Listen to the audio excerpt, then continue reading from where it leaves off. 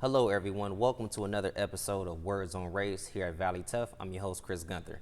Today, I'm joined by the Honorable President Jim Tressel, the President of Youngstown State University. President Tressel, how you doing? I'm doing well.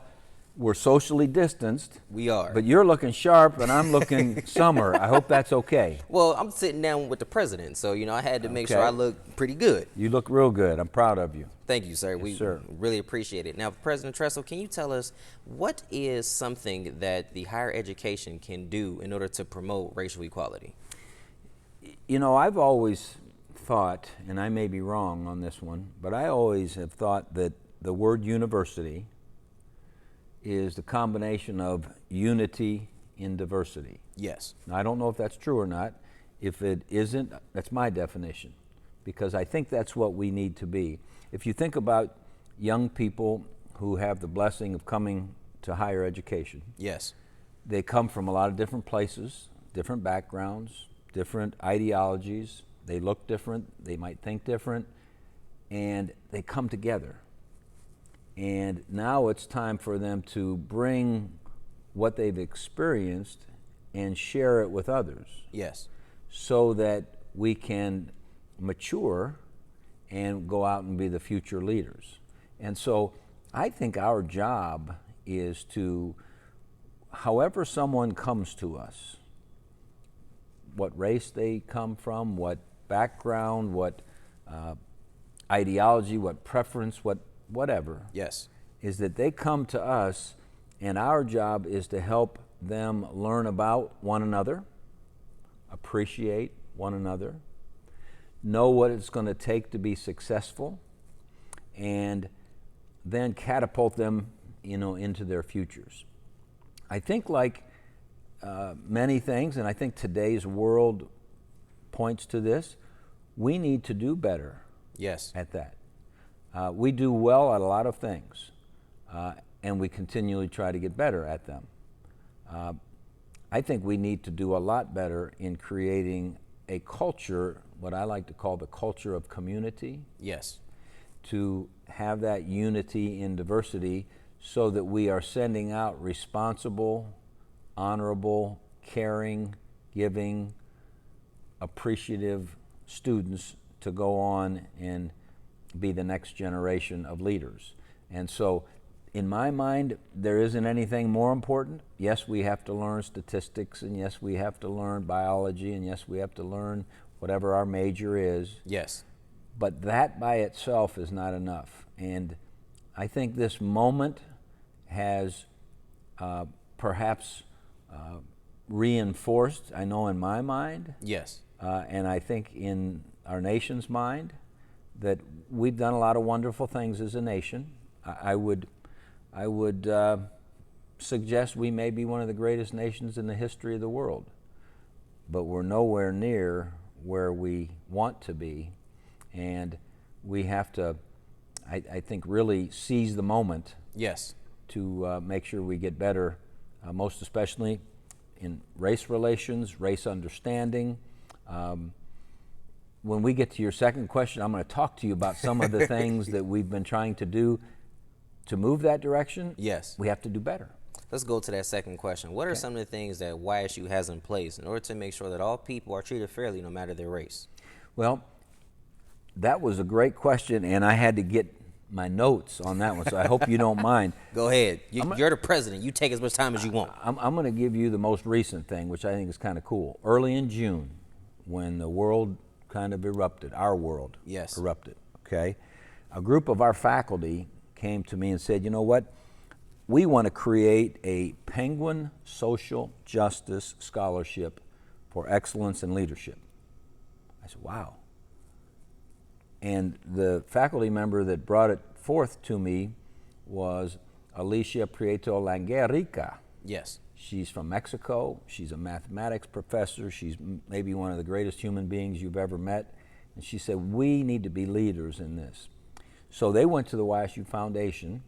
And the YSU Foundation is one of the few, if maybe only, foundations in the country that matches dollar for dollar. Every dollar raised for a minority student is matched by the foundation. And so I have in my notes here, since 1966, the foundation has matched over $1 million in gifts to minority scholarships. Yes. So when you ask, what is it we have done and can do, opportunity is critical.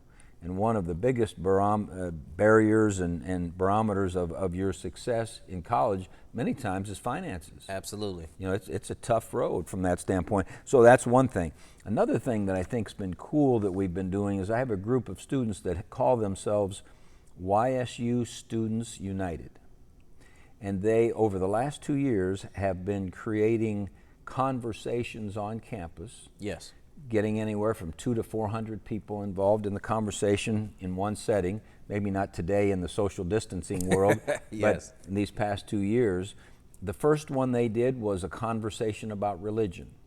And their whole thing was, we're more alike than we're different. And so they had students of 8 different religions and agnostic who had a panel who talked about a little education about what their religion's about, a little bit about some common misconceptions, and then thirdly and most importantly, why we're more alike than we're different if we would just grow to understand one another. Yes. And so opportunities to have tough conversations. They've had tough conversations on poverty awareness, mental health, race relations.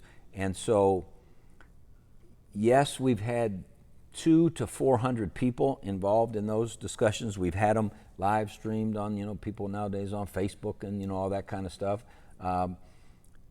But did we reach 12,000 people with those conversations? That's got to be our goal.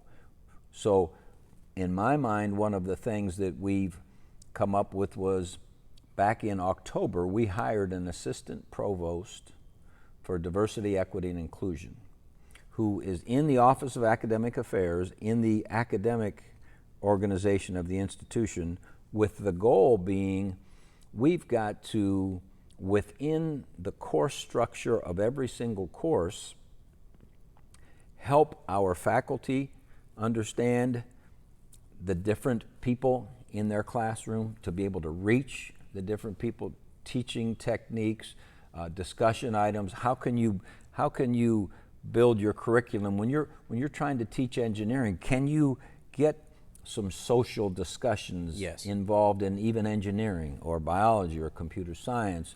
So that's really a big goal of ours. Dr. Carol Bennett didn't start until October. Mm-hmm. She's kind of a one-person show. I know the feeling. Of which we've got to get her more resources and help and support. And then all of a sudden the COVID thing hit, and so we were all kind of knocked sideways with that. So we have not progressed as far as we want to with that, but she currently has a group that she's meeting with all summer long. We're calling it Seize the Moment, because this moment is such a critical one. And seize the moment in our diversity, equity, and inclusion efforts. Yes. And so that's another thing that we've worked on. One kind of fun thing we did to try to help our whole culture understand other cultures is we hosted the Dance Theater of Harlem here at YSU. Yes. And they came and talked with our students, and they came and performed at Dior for the community. We like to do a lot of things in the community. We bring in speakers. You've, I'm sure, heard of the Skeggs lectures and the Senefani yes. Symposiums, the Thomas Colloquium. We try to bring in conversation, not just to the university, open to the community. And in all 3 of those speaker series, we bring in nationally world-renowned speakers. Yes. And there's no cost for the tickets. Now, you have to be quick on the computer because we fill up 2,500 seats pretty quick. But those kinds of things, specifically with our students, we have summer bridge programs that have been helpful with students. We have a program with Warren G. Harding High School called Academic Achievers, which we have a YSU personnel working directly with students while they're at Warren G. Harding, and then we hope that they come here. Now, some of them go elsewhere, yes. but we just want them to go somewhere. We want to be helpful. We have Upward Bound. We have the Penguin Ally Collective, where we have people on campus matched up with our first generation college students. Yes. And then lastly, we have the STARS, we call it, the Student Achievement and Research Scholarship, which we get underrepresented college students and help them through their graduation and careers, specifically in the research area. So those are just some of the things, but let me go back to my answer to the first question. We have to do more, and we have to do it more effectively. You have to do it more effectively. Things that are going on in this country right now, particularly with racial strife, do you have any suggestions on possible solutions? You know, the one thing I've always believed is that the number one thing that all of us need to have is that respect for every single other person. In fact, as you know, Chris, I used to coach back in the day. Yes. Okay? And one of the things we talked about constantly was until we individually realize that we're insignificant without every other person, we'll never have a great team. And I think that's the case in society. Until we realize and truly believe that we individually are insignificant without every other person, regardless of what their beliefs are, what their race is, what their sexual preferences are, what their ideologies are, every single person is important. And that's a value, that's a lesson, that's something that I think we need to be working a little bit harder on, that respect for everyone else. And the other thing that, and I'm going to give you two other things, and I know I'm over my time limit, but I'm going to give you two other things, is we have to have awareness. It's one thing to be living in our little world Yes. that we live in, like, hey, I'm in higher education, I don't even know what's going on in business, or I don't know what's going on in the arts, or, you know. We need to be aware that we're just a part of the world, and we need to be aware of the other parts of the world and develop a curiosity to learn more about other parts of the world. One thing I did as a coach, Chris, is that on my teams I'd have 100 guys, and I'd have X number of seniors, juniors, sophomores, freshmen, X Yes. number of white guys, black guys, whatever, and intentionally I always had them room together from different, maybe some were from Florida and some were from Ohio and some were from Pennsylvania and so forth. I wanted people who didn't grow up together getting to know one another, to become aware of one another. Because what happens is when you sit with someone that you don't have much in common with, Yes. you might not look like them. When you spend some time with them, you realize, you know what, you're just like me. But you maybe have never had that experience. Yes. So that awareness part, I think, is really, really critical. And then the last one that I think we need a little heavier dose of is you've always got to have that compassionate side. All the way. You've got to appreciate, you know, what do we always say? You don't know anything about a man until you've walked in his moccasins, right? You know, you've got to have the compassion for, you know, what trail have they taken? Learn more about it. Yes. Respect it. Get to know about it and see where you can be helpful. And that, to me, all of the three questions you talked about, those are audacious goals, Yes. but maybe ones that in this moment, and maybe past moments and future moments too, but in this moment are critical that we do a better job. Thank you, Mr. President. Thanks, Chris. Thank you guys for watching Words on Race. Be sure to check us out at www.valleytough.org. I'm your host, Chris Gunther. I'll see you next time.